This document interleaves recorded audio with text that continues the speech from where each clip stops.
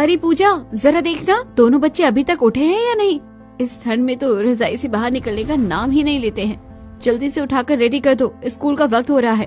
हाँ दीदी, मैं अभी जाकर देखती हूँ। पूजा हॉल से गुजरते हुए बच्चों के कमरे की तरफ जाती है। फर्श ठंडा है, वो पाँव संभाल कर चलती है। गोलू, वीरा, उठ जाओ, देखो सुबह हो गई है, स्कूल जाने का वक्त हो रहा है, तुम्हें रेडी भी होना है। पूजा गोलू को धीरे से उठाकर बेड पर बिठाती है। गोलू ठंड से सिहरते हुए अपनी बाहें समेट लेता है और तभी रसोई से दीपा कमरे में आती है। पूजा ध्यान से, अब बच्चों को गोद में मत उठाया करो। जनवरी की ठंड वैसे ही बहुत है और तुम्हारा 7वां महीना चल रहा है, जरा सी लापरवाही ठीक नहीं। अरे दीदी, गोलू तो हल्का सा है, लेकिन आप सही कह रही हो, आगे से ध्यान रखूंगी। बस मैं भी यही चाहती हूँ। चलो बच्चे, रेडी होकर बाहर आओ, नाश्ता करते हैं। सब लोग बाहर वाले कमरे में चटाई बिछाकर बैठकर नाश्ता करते हैं। खिड़की के बाहर सर्द हवा जोर से चल रही है और अंदर से नाश्ते की खुशबू माहौल तक फैल रही है। भाभी, गोलू और वीरा दोनों रेडी है ना? इनका लंच बॉक्स रख दिया है आपने? हाँ पूजा, बच्चों को रेडी कर दिया है। लंच बॉक्स मैंने इनके बैग में रख दिया है। रीना, तुम जल्दी से इन्हें स्कूल छोड़ाओ।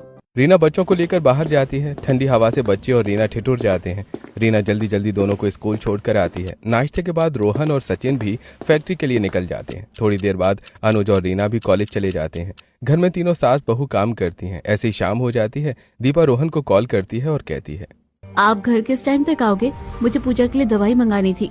अरे आज हमें लेट हो जाएगा, हमारा वेट मत करना, हम खाना भी बाहर खा कर आएंगे।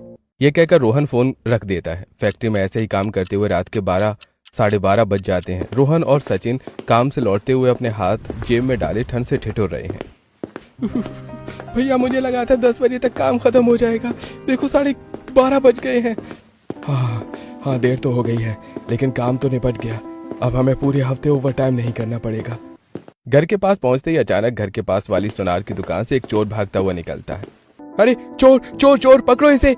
चोर घबराकर सारा सामान उनके पैरों में फेंक देता है और अंधेरे में गायब हो जाता है। तभी आवाज सुनकर सुनार बाहर निकलता है। अरे तुम दोनों मेरी दुकान से चोरी करके कहाँ भाग रहे थे? मैं तुम्हें छोड़ूंगा नहीं। अरे नहीं काका, हमने चोरी नहीं की, वो चोर भाग रहा था। आवाज सुनकर पड़ोसी भी घरों के बाहर इकट्ठा हो जाते हैं। देखने वालों को ऐसा ही लगता है कि सचिन और रोहन ने चोरी की है, जिसकी वजह से सुबह गांव में पंचायत बैठती है और फैसला सुनाया जाता है कि गरीब परिवार को गांव से निकाला जाए। बेचारा रोहन का परिवार सामान समेट कर रात तक गांव का घर छोड़ने पर मजबूर हो जाता है। शहर की तरफ जाने लगता है। जनवरी की कड़कड़ाती ठंड की सर्द हवाओं से पूरा परिवार कांपता चल रहा था। मम्मी, हम कहाँ जा रहे हैं? मुझे बहुत ठंड लग रही है। मम्मी, मुझे भी भूख लग रही है, बताओ ना घर कब आएगा? अरे दीपा बेटा, दोनों बच्चों को एक एक स्वेटर और पहना दो, पता नहीं अभी तो हमें कितनी ठोकरें खानी पड़ेंगी। ये कहते कहते राजू की आंखों में भी पानी आ जाता है। ठंडी हवा और अंधेरे के बीच पूरा परिवार सड़क पर खड़ा होता है। अरे पापा, आप टेंशन मत लीजिए, हमारे गांव में तो कुछ सुविधाएं भी नहीं है। अब गांव से शहर जा रहे हैं, वहां पर आपको दवाइयां वगैरह की सारी सुविधाएं मिल जाएंगी। हाँ मम्मी पापा, आप लोग ज्यादा मत सोचो। देखो, फिर पूजा के लिए भी शहर ही बेस्ट है। इस कंडीशन में कुछ दिनों बाद तो इसकी डिलीवरी होने वाली है। ऐसे ही अपने बूढ़े माँ बाप को हौसला देते हुए सब आगे बढ़ रहे थे। अचानक रात का अंधेरा और गहरा हो जाता है। कोहरे की वजह से कुछ भी साफ दिखाई नहीं दे रहा था। तभी सड़क के पास एक फ्लाईओवर आता है। अरे बच्चों, मैं तो कहता हूँ कि आज की रात यहीं बिता लेते हैं।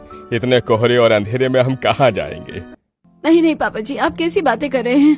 हमारे साथ 2 छोटे छोटे बच्चे भी हैं और फिर मैं इस हालत में यहाँ ठंड में कहाँ सोऊंगी? हाँ, बहू सही कह रही है। बेटा, तुम 4-5 घर ट्राई तो करो, हो सकता है कोई हमें किराए पर घर दे दे। हाँ मम्मी, आप सब लोग यहीं रुको, मैं और रोहन भैया देख कर आते हैं। अगर पास ही कोई किराए पर घर मिल जाए तो हमारी परेशानियां कम हो जाएंगी। रोहन और सचिन दोनों भाई किराए का घर ढूंढने के लिए इधर उधर जाते हैं। 2-4 घर किराए के लिए अवेलेबल भी होते हैं, लेकिन उनका किराया बहुत ज्यादा होता है। सचिन, अगर हमने ये घर किराए पर ले लिया तो सिक्योरिटी के पैसे कहाँ से भरेंगे? हाँ भैया, वही तो बात है, 6 महीने की सिक्योरिटी भी एडवांस देनी पड़ती है। इतना देकर तो हमारे पास खाने खर्चे को भी नहीं बचेगा।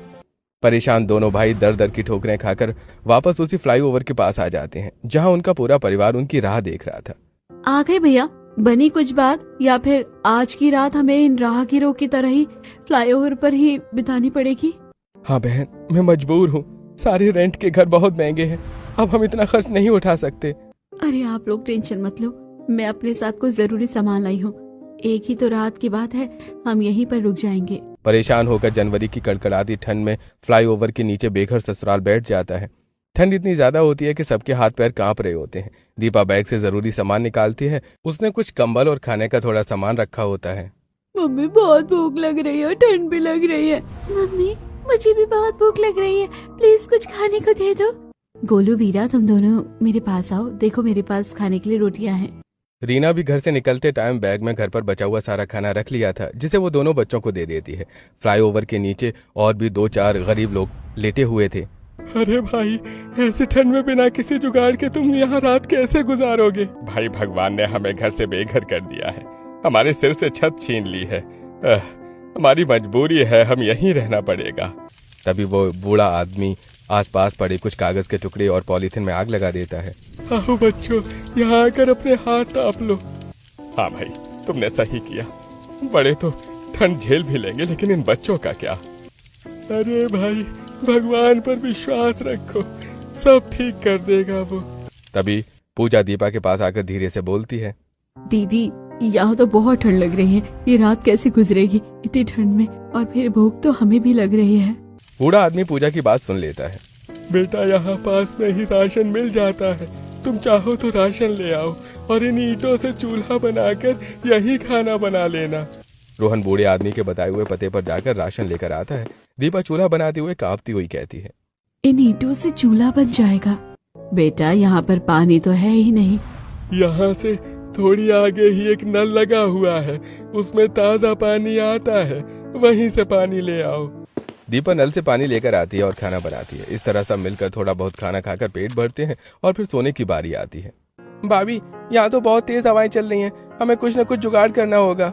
अरे भैया, यहाँ हम कॉलेज की तरह पॉलीथिन वाला टेंट बना सकते हैं। रीना, तुम कैसी बात कर रही हो? बताओ यहाँ ये सामान कहाँ से आएगा? रास्ते से जब हम आए थे ना, तो एक दुकान पे दिखा था, वहाँ पॉलीथिन ज्यादा महंगी भी नहीं है, मैं खरीद कर लाता हूँ, उससे हम एक छोटा सा टेंट बना लेंगे। छोटे बच्चे भी हैं, ठंड में कैसे रहेंगे, और फिर पूजा भी। हाँ भाई, ये सही रहेगा। सचिन पास की दुकान से एक पॉलीथिन लेकर आता है। सब लोग मिलकर टेंट बनाते हैं, लेकिन तेज हवाओं की वजह से वो उड़ने लगता है। फिर जैसे तैसे रस्सियों से बांधकर सब उसके नीचे लेट जाते हैं, मगर ऊपर से गुजरती गाड़ियों और ट्रैफिक की आवाज से पूरी रात कोई ठीक से सो नहीं पाता। इसी तरह रात कट जाती और दिन निकल आता है। आज धूप नहीं थी, ठंडी हवाएं चल रही थी। अरे सविता, सुबह की चाय के बिना तो मुझे अच्छा सा नहीं लगता। क्या बताऊं, भगवान ने हमारे साथ कितना बुरा किया है। तभी वहाँ गरीब आदमी वही पास आकर बोलता है, राजू भाई, यहाँ पास में ही एक चाय की टपरी है, वैसे सामान लाकर चाय बनाने से सस्ती वहीं की चाय पड़ जाती है। अच्छा, मैं अभी सचिन को भेजता हूँ। सचिन सबके लिए चाय लेकर आता है। वो गरीब आदमी खुद भी गरीब होते हुए राजू के परिवार की हर तरह से मदद करता है। सचिन उसके लिए भी एक कप चाय ले आता है। चाय पीने के बाद रोहन बोलता है, मम्मी पापा, हम दोनों भाई काम ढूंढने जा रहे हैं, कोई काम मिल जाए और हमारे बजट में किराए का मकान मिल जाए तो हमें यहाँ नहीं रहना पड़ेगा। भगवान करे बेटा ऐसा ही हो, माता रानी करे तुम्हें काम मिल जाए। भैया, मैं भी आपके साथ चलूंगा, मैं भी कोई काम देख लूंगा। हाँ बेटा, जाओ, तुम तीनों भाई जाओ। तीनों भाई काम और घर की तलाश में फ्लाईओवर से निकल जाते हैं। उनके जाने के बाद पन्नी के अंदर सोए दोनों बच्चे जाग जाते हैं। दादी, बहुत ठंड लग रही है, इस चूल्हे में आग जला दो ना। दादी, मुझे बहुत भूख लगी है, हम अपने घर क्यों नहीं जा रहे, यहाँ बहुत ठंड लग रही है। बेटा, पापा घर देखने गए हैं, थोड़ी देर में आ जाएंगे, आपके लिए खाने का सामान भी लेकर आएंगे और फिर हम यहाँ से चले जाएंगे। मम्मी, आप सच कह रही हो ना? हाँ बेटा। बच्चों का दुख दीपा से देखा नहीं जा रहा था। वो उन्हें जैसे तैसे समझाई रही थी कि तभी, दीदी, मेरे पेट में दर्द हो रहा है, पूरी रात ठीक से सो नहीं पाई और जमीन पर सोने से कमर भी अकड़ गई है, मुझे भी बहुत ठंड लग रही है। अरे बेटा, थोड़ा सा अपना ध्यान रख, थोड़ा सा इधर उधर चल ले और यहाँ आ जा, तेरे लिए आग जला देती हूँ। मम्मी, इतनी ठंड में आग थोड़ी देर ही नहीं चलती, इतना जलने के लिए लकड़ियाँ हम कहाँ से लाएंगे? अरे भाभी, पास में ही पेड़ों का एक बाग सा है, चलो वहाँ से कुछ सूखे पत्ते और लकड़ियाँ इकट्ठा करके लाते हैं, क्या पता हमें यहाँ कितने दिन और गुजारा करना पड़े। दीपा और रीना आसपास से सूखे पत्ते और लकड़ियां उठाकर लाती हैं, लेकिन जनवरी की कड़कड़ाती ठंड में पत्ते ओस से भीगे होते हैं और लकड़ियां भी गीली होती हैं, फ्लाईओवर के नीचे आकर पत्तों को जलाते हुए। अरे बेटा, पहले ये धुएं से सूखेंगे, उसके बाद आग सुलगेगी। कोई बात नहीं मम्मी, इनमें थोड़ी सी गर्माहट तो होगी, कपड़े भी हमारे पास इतने मजबूत नहीं है कि ठंड को झेल पाए। पता नहीं भगवान हमारी कौन सी परीक्षा ले रहा है। इस तरह फ्लाईओवर के नीचे इनके बहुत बुरे दिन कट रहे थे। जुगाड़ के चूल्हे पर खाना बनाना, नल से पानी लाना, ठंड में सोना, छोटे छोटे बच्चों का ध्यान